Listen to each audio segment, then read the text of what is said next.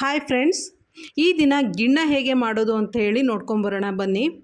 ಸಾಮಾನ್ಯವಾಗಿ ಎಲ್ಲರೂ ಹಸು ಕರು ಹಾಕಿದಾಗ ಆ ಹಾಲಿನಿಂದ ಗಿಣ್ಣನ್ನು ಮಾಡ್ತಾರೆ. ಆದರೆ ನಾನು ಆ ಹಾಲು ಇಲ್ಲದೇ ಹಾಲು ಇಲ್ಲದೇ ಯಾವ ರೀತಿ ಗಿಣ್ಣ ಮಾಡೋದು ಅಂಥೇಳಿ ತೋರಿಸೋದಕ್ಕೆ ಬರ್ತಾಯಿದ್ದೀನಿ. ಮೊದಲಿಗೆ ಒಂದು ಬೌಲನ್ನು ತಗೊಂಡು ಅದ್ರ ಮೇಲೆ ಈ ರೀತಿ ಬಟ್ಟೆಯನ್ನು ಹಾಕ್ಕೊತಾ ಇದ್ದೀನಿ. ನಂತರ ಒಂದು ಪ್ಯಾಕೆಟ್ ಮೊಸರನ್ನು ತಗೊಂಡು ಅದನ್ನು ಈ ರೀತಿ ಕಟ್ ಮಾಡಿಕೊಂಡು ಒಂದು ಸಣ್ಣ ಬೌಲನ್ನು ತೊಗೊತಾ ಇದ್ದೀನಿ. ನೋಡಿ, ಈ ಸೈಜಲ್ಲಿ ಇರಬೇಕು ಬೌಲು. ಆ ಬೌಲಿಗೆ ನಾನು ಫುಲ್ಲು ಮೊಸರನ್ನು ಹಾಕ್ಕೊತಾ ಇದ್ದೀನಿ.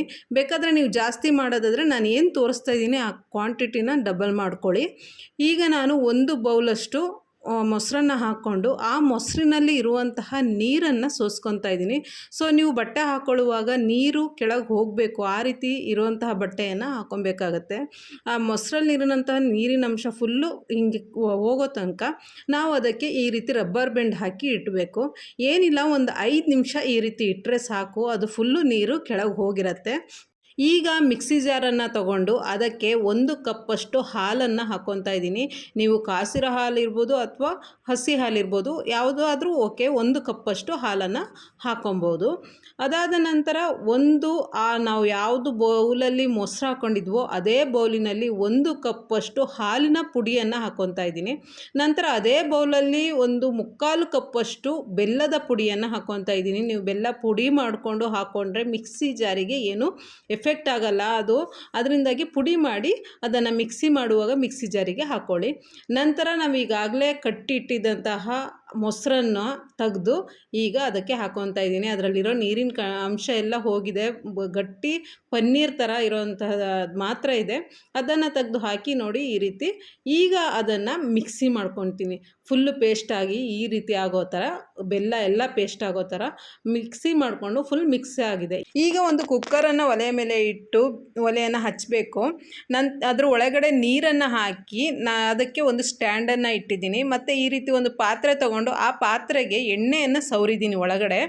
ನಂತರ ನಾವೀಗೇನು ರೆಡಿ ಮಾಡಿ ಇಟ್ಕೊಂಡಿದ್ದೀವಲ್ಲ ಅದನ್ನು ಹಾಕ್ತಾಯಿದ್ದೀನಿ. ಎಣ್ಣೆ ಸವರೋ ಉದ್ದೇಶ ಏನು ಅಂದರೆ ಕೆಳಗಡೆನೇ ನಾವೇನು ಮಾಡಿರ್ತೀವಲ್ಲ ಅದು ಅಂಟಬಾರ್ದು ಅನ್ನೋ ಕಾರಣಕ್ಕೆ ಎಣ್ಣೆ ಸವರ್ಕೋಬೇಕು.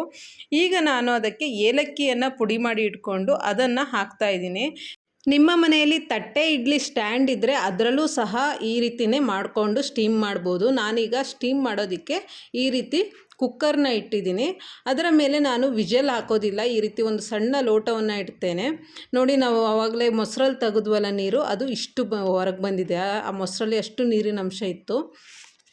ನೀವು ಇಡ್ಲಿಯನ್ನು ಹೇಗೆ 20 ನಿಮಿಷ ಬೇಯಿಸ್ತೀರೋ ಅದೇ ರೀತಿ ಇದನ್ನು ಸಹ ಒಂದು 20 ಮಿನಿಟ್ಸ್ ಆದರೂ ಬೇಯಿಸ್ಬೇಕು.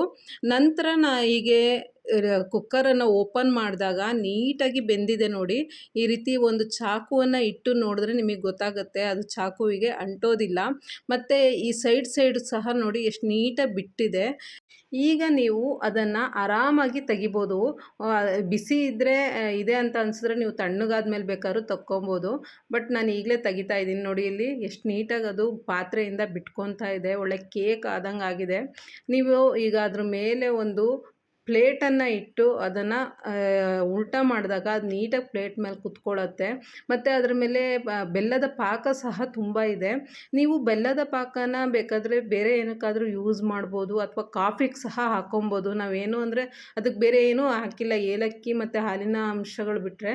ಅದನ್ನು ಬೇಕಾದ್ರೆ ಹಾಲು ಅಥವಾ ಕಾಫಿ ಮಾಡಿದಾಗಲೂ ಯೂಸ್ ಮಾಡ್ಕೊಬೋದು, ಅಥವಾ ಹಾಗೆ ಕುಡಿತೀವಿ ಅಂದರೂ ಕುಡಿಬೋದು. ನೋಡಿ, ಕೇಕ್ ಆದಂಗೆ ಆಗಿದೆ ಗಿಣ್ಣದ ಇದು.